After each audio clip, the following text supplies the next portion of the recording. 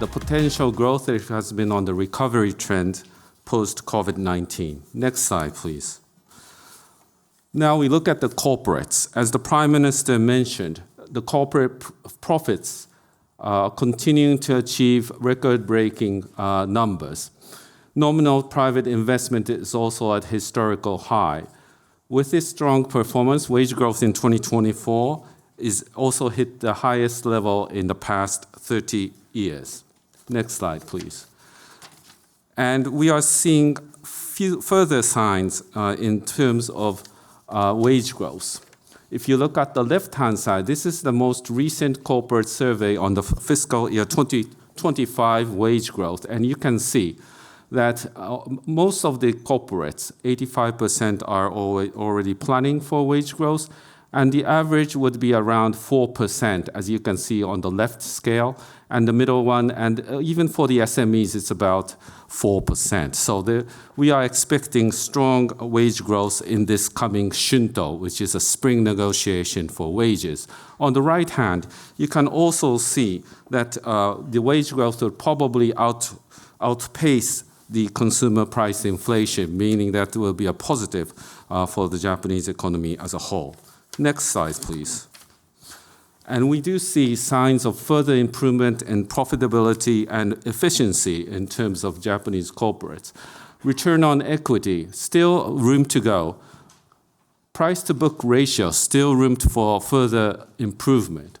But as you can see on the right-hand side, as Yamaji-san may explain a little bit later on, that those companies who have responded or are planning to respond to the TSC's request of being more conscious of cost of capital and so forth. And you can see a discrepancy in terms of those who have disclosed or are planning to disclose responding to TSC's request and those who have not. There's a clear, so investors are looking very carefully at what listed companies are actually doing. What is our main objective? It is to overcome deflation. And in that respect, there are two initiatives that we think are important. The first one is stimulating Japan's investment power. It's on the right-hand side.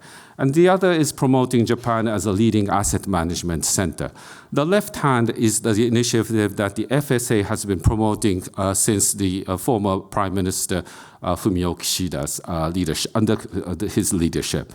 And the right one is the stimulating Japan's investment power is a new initiative by the Prime Minister Shigeru Ishiba. First, the stable asset building of households. This was mentioned by Prime Minister Ishiba as well. Complete revamp of NISA. And we are working on the reform of IDECO, as the Prime Minister mentioned. Establishment of JFLEC, financial education. The third one is introduction of legal obligation of financial institutions. So those are the key pillars for stable asset building of households. Next slide, please. Now look at corporate governance reform. Yamaji-san will elaborate on the request by TSE to encourage effective management of listed companies. And we are also at the FSA working on the revision of Japan's stewardship code, as well as addition of disclosure items concerning cross-share holdings. We also set up special zones to encourage foreign asset managers basically to come over to Japan. And we will also try to encourage or invite new entrants to this sector. So we are trying to sort of have a collective effort to try to upgrade our asset management arm. Total labor force in Japan has been on an increasing trend rather than a decreasing trend. If you look at the left-hand side, here are some of the reasons. One is the foreign workers in Japan has been an increasing trend, increasing by 11% annually if you look at around from 2020. Next slide, please. Here are another reason why Japan has been managing well. If you look at the labor participation rate, age 65 plus, Japan outpaces other countries, including the US and OECD countries.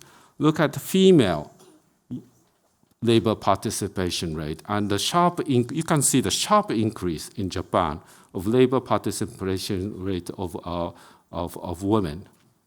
And also, if you look at the right-hand graph, you can see the willingness to work of elderly people is distinctively high in Japan. So people are working not just because they have to, they are willing to actually work, which is quite Japanese, I would say.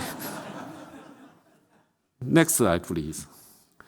Now, there is also still room to increase labor participation of women compared to other G7 countries. We can still, if you look at the middle one, there's still for us to increase this. Now, Japan's family expenditure as percentage of GDP has been on the rise. You see the OECD average in purple and Japan in the red. You may think that, oh, you're still low, but you must consider the fact that we are in a demographic. So social security cost for Japanese budget is overwhelming. But even under those very tough circumstances, we have been increasing our budget allocation to family expenditures. And we will continue to do this as highlighted on the second bullet point towards fiscal year 2028. So the government is quite committed in this respect. AI, the use of AI will be very important in trying to alleviate the issue of demographics. As you can see, I have discussed this with the IMF. And the IMF's thinking is that for advanced economies like Japan, the use of AI will be very beneficial in terms of raising labor productivity. Japanese economy is currently at a historical turning point, and structural changes in the economy are accelerating. First, getting out of deflation, and second, accelerating wage hikes, and third, increasing capital investment. This is a shift from a conventional economy of shrinking equilibrium and cost reduction to a growth-oriented economy supported by a virtuous cycle of wage hikes and capital investment. Since we assume that the various policies of the Trump administration will moderate, DIR's main scenario expects limited negative impact on the global economy. However, risk scenarios need to be closely monitored. And in this chart, the lower half of the slide shows a simulation of the impact of the Trump administration policies on major economies. Three scenarios, moderate scenario, risk scenario, and tail risk scenario are assumed for each of the four major policies of the second Trump administration. The first one is duty policy, the second one, DOGE, third one, immigration policy, and the fourth one, AI-related investments. Here are Japan's great strengths. First, our society is very stable. And second, there is a strength in corporate longevity. Number three is our long history and capability of making things or manufacturing. Number four is Japanese consumers and customers are very demanding. Number five is Japanese culture. In Tokyo, there are 170 million star restaurants. The number is the highest in the world. Number six, Japan is often called an advanced country with issues. And if we can overcome the problem of an aging population combined with a declining birth rate, we can export the business model to other countries, especially to other Asian countries. Japanese equities are also extremely undervalued. Although the BOJ will continue to raise interest rates at a pace of about once every 6 months, real interest rates are expected to remain negative for the time being, and the monetary environment is expected to remain accommodative. This slide shows equity yield spreads. The red line is Japan, and the orange line is Europe, and the blue line is the US.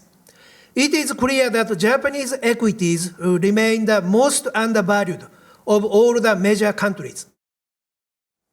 The amount of changes that were thrown on them with the imposition of the Corporate Governance Code were amazing, and they were just huge. And all of these changes were so difficult and painful for most of the companies that I dealt with to implement. And so and think of it, there was no infrastructure that would allow them to make these changes quickly, in the sense of there weren't any HR sort of firms that recruited independent directors. The information systems to gather all this information that was suddenly being required of them in the Corporate Governance Code. So let's give them credit for checking all these boxes. It is true that today 95% of prime listed companies have 1/3 independent directors. I did have one really quick slide to show, which is about, again, share buybacks have been the easy way to achieve Mr. Yamagi's demand for PBRs over 1. But again, that's not a strategy. You know, it's notable that the companies that have done all these buybacks, which by the way have been, they've come under pressure from largely activists to do this.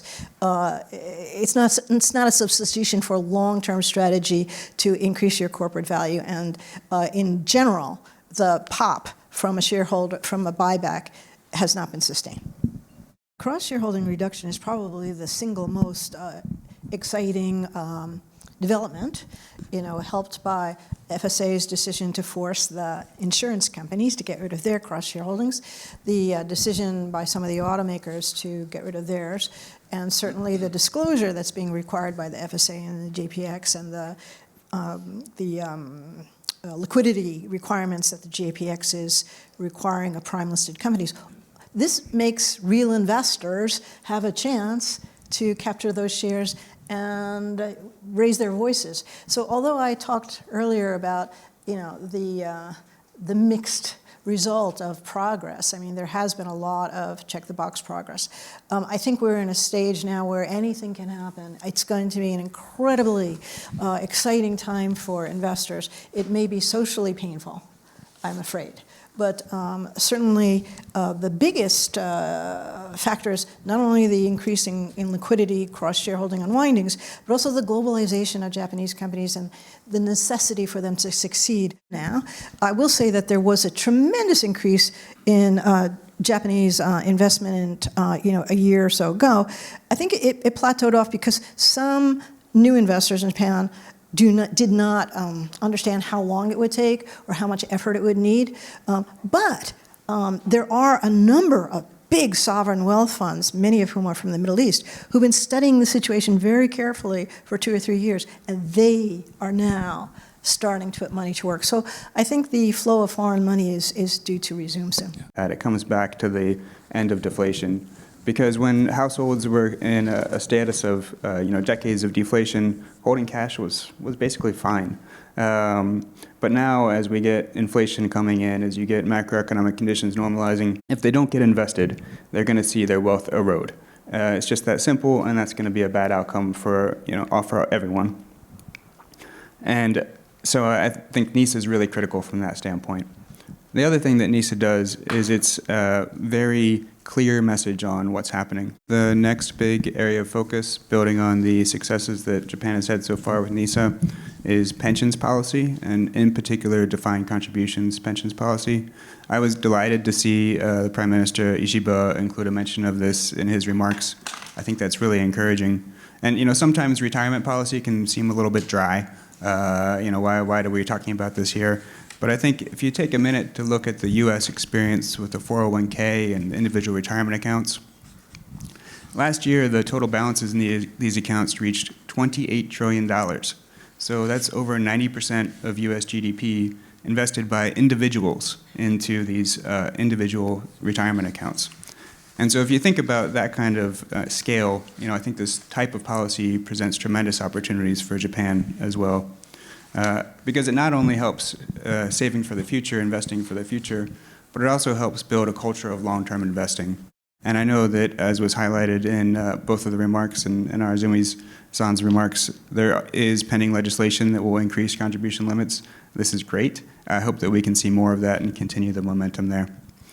And then the second is to find ways to promote the use of diversified investment vehicles within these plans. So in the US, for example, you've seen tremendous growth in the use of target date funds. So if someone in the plan is not really paying attention to their portfolio, not really engaged, they still end up typically by default into a diversified investment vehicle that's appropriate for their time horizon, appropriate way for them to invest for retirement. If you look in Japan right now at the corporate defined contribution programs plans, about 90% of them by default, if you do nothing, will put you into cash equivalents, principal protection products. And you see that carry through to the relatively high allocation of cash in these plans. On average, I think it's about 30% that's in still cash and cash equivalents, which is not what you want for long-term investing. So I think with these types of efforts, there's, as I said, tremendous opportunities for Japan to grow in this area, complementary to the work that's already been doing.